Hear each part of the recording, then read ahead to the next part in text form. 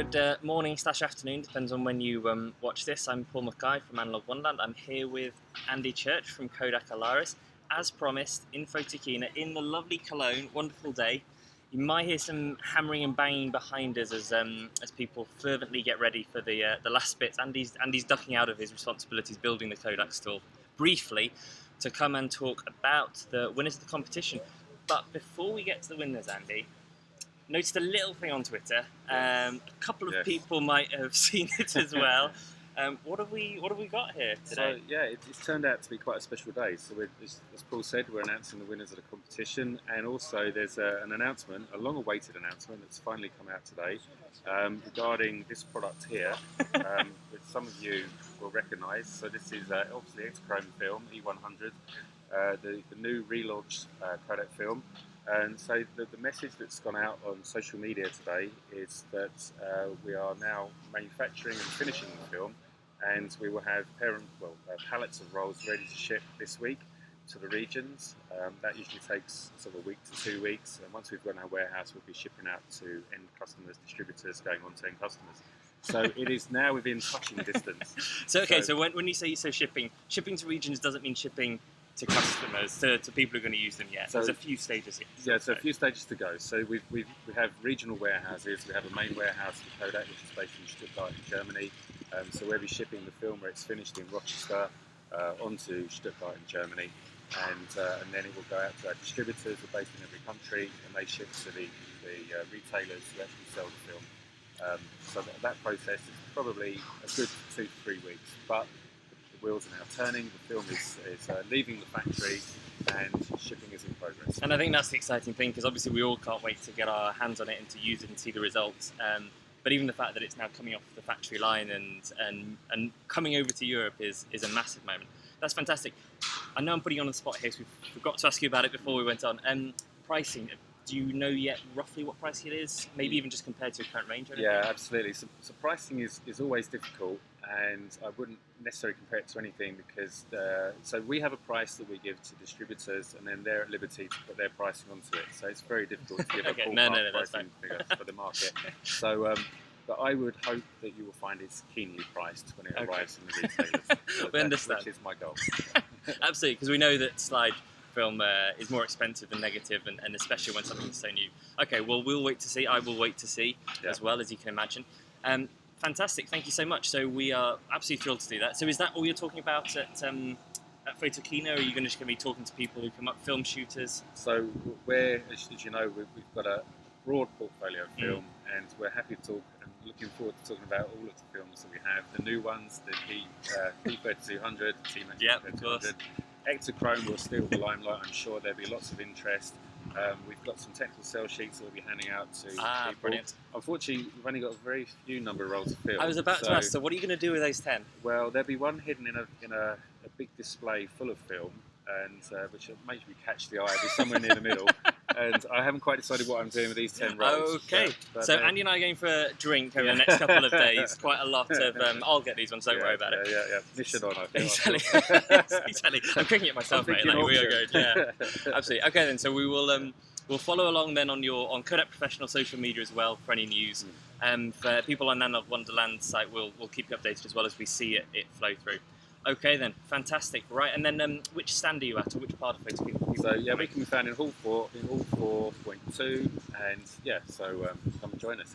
If you're coming into Photokina, come and see us. Yeah. Brilliant. There we go. So look out for Werner Mayen and Iris Spieg, who will be point men on ladies on the front end of the stand.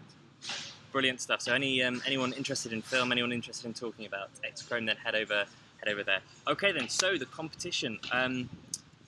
So first of all, thanks so much for the time again to both choosing, because Andy's gone through every single one of the entrants, and we had over 450 entrants. What was lovely was we had over 200 beginners, so these are people who've started since January, which is incredible, and then a significant number of people who showed off their real expertise. So we're going to start with some of the sort of worthy mentions. So we've got 5 in each category, one of which will be the winner, and so we have 4 sort of runners-up in each one.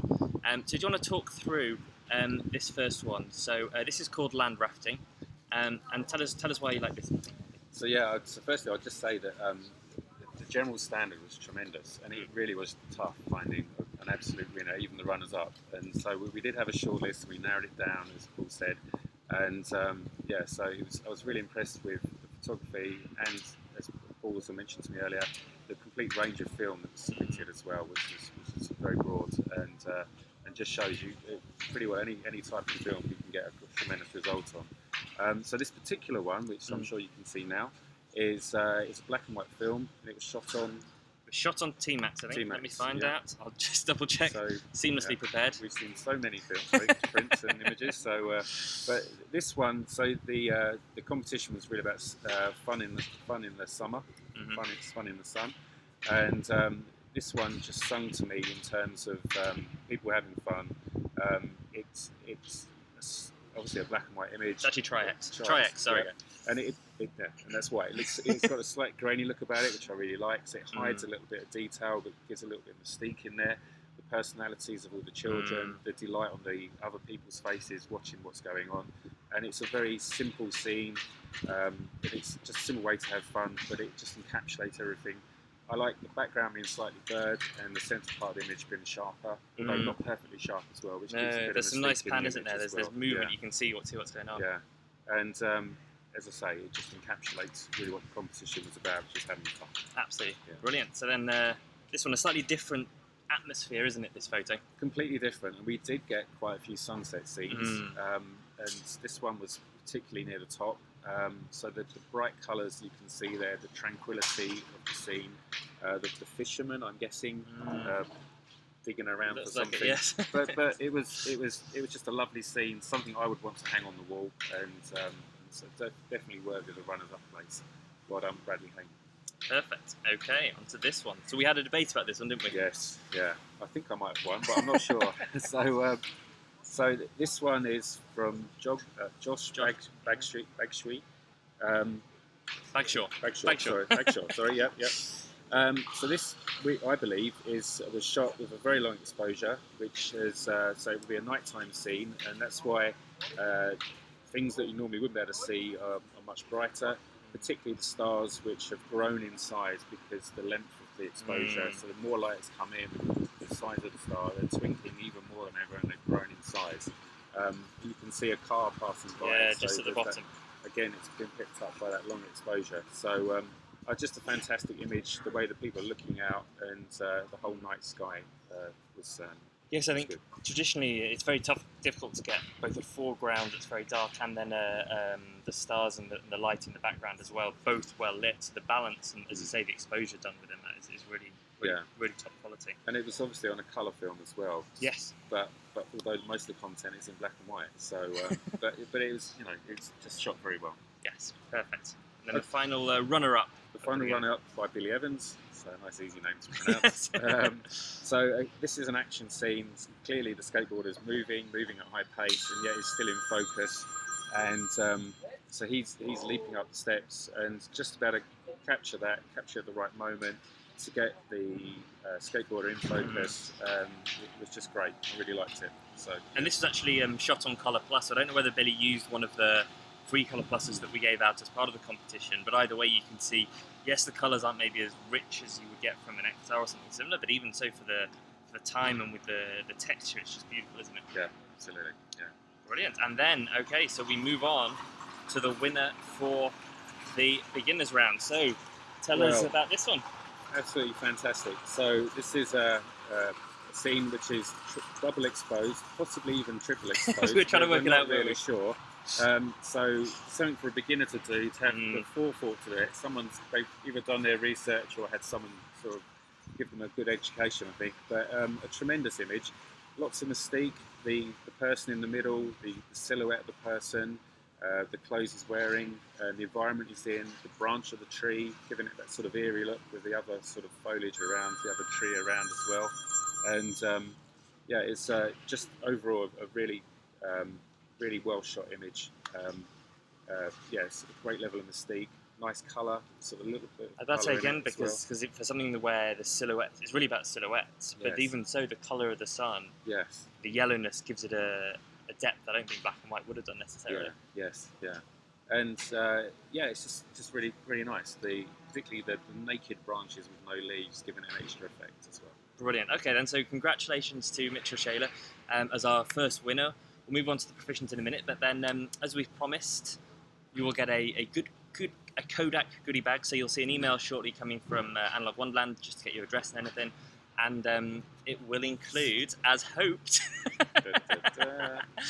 one of the Ektachrome as well. So congratulations, very well deserved. Okay then, so that was all of the beginners done, and as we say, thank you so much to everyone who sent them in. We had over 200 from beginners, which is very promising. So before we move on to proficient, one thing that I'd like to announce on behalf of Analog Wonderland, not of the scale of Ektachrome. I feel a little embarrassed bringing it up in the same video. I didn't realise that Andy was going to trump us quite so much. But what you'll see go out in the next 24 hours is a new clothing range live on site. So we'll have new t-shirts for both men and women, new designs, analog film, photography inspired, and something that hopefully you'll want to wear in your darkroom visits and when you're out and about shooting Ektachrome. So keep an eye out for that. But let's move on. Okay then, so on to the experts, the proficients. Oh, and what caught your eye here? So yeah, an underexposed scene, perfect sort of content really. So very moody look and feel. The big hill in the background, the individual looking out at the hill, just cut at the right angle with the sunglasses on. Everything. It just was a lovely scene really. Yeah. Well shot. From the title, I'm guessing this is Machu Picchu, which is it doesn't have a lot of the Machu Picchu detail, but even so, you can see it's a fantastic landscape. Right, this one tickled you, didn't it? Yeah, this is completely opposite, completely other end of the scale. Very simple photo, but and very basic content, but content that was sort of rich in storytelling maybe. So it's a group of ducks sitting around the little ponds, the little plastic ponds, in front of their mock Tudor home. Very stylish. Lots of weeds growing in the background, but it gave to me, it sang to me in terms of stories that were going through the ducks' minds. Got ducks looking at their reflection, other ducks looking to see who's watching them, other ducks thinking about swim, one duck at the front wondering where the water is they're all talking about. So there's just lots of funny things going on, and it just entertains me. So a very simple photo, but well taken, very sharp, and nice colours. Very well composed as well, yeah. Because it'd be so easy to go straight in on the ducks, and then you miss the content that looks like they're having an outdoor meal together. Okay then. Yeah. Another double exposure. Another double exposure, and very nearly a winner as well, I would say. So, but you know, very hard to runner-up category. So yeah, a tremendous photo. I'm almost not quite sure how they did it really, in terms of, it looks like there's a glass reflection in there, but I think it's just a double exposure. The colours on the flowers are tremendous. The silhouette of the individual, just capturing little bits of detail in the hair and around the sides of the whole body, which is just fabulous, I think. And it's just a compelling image to look at, I think. It's the bright colours and the silhouette, and also having the flowers in the background where there's more light on the film as well. It's very, very good image. It's very well balanced as well, because the silhouette is definitely a silhouette, but again, if you lose the blonde hair, then that would become a bit of a boring, I think, just a profile. But you can see that's brought it out, and then it sort of merges with the leaves at the bottom. So a really well done double exposure. Okay then, another serene. Yeah, another sunset image. So again, very bright colours. So sun was very fortunate to turn up when just as the sun was going down. The logs here are all wet, which shows, and then to get more light reflected off of them. So just full of colour, lovely romantic setting really. So yeah, a very nice image. Okay then, so we are moving on to the winner. And this one, I think, struck us both pretty strongly, and it's actually one that went on Instagram a couple of weeks ago, and there was a huge response as well. So talk us through it.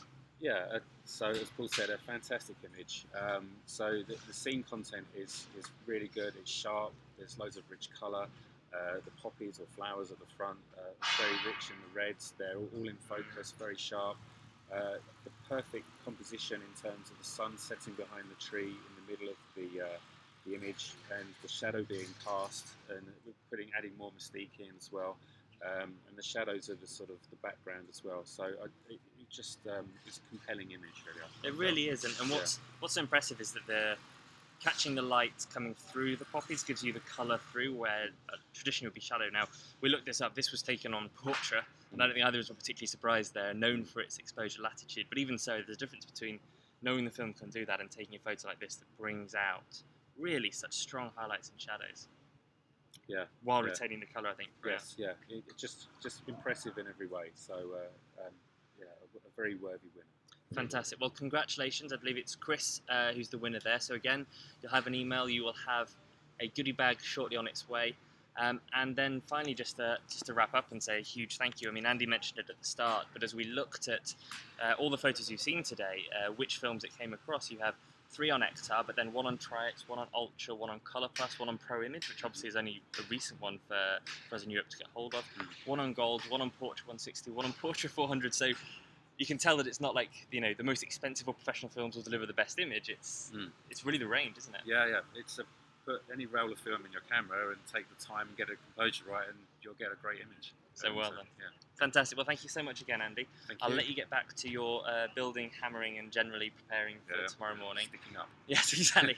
And I will be round tomorrow to your stall to see how many of these are left and whether I can. See if we can get a few more of these on the go. So, brilliant. Yeah. Thank you so much. Thank you. Cheers, guys.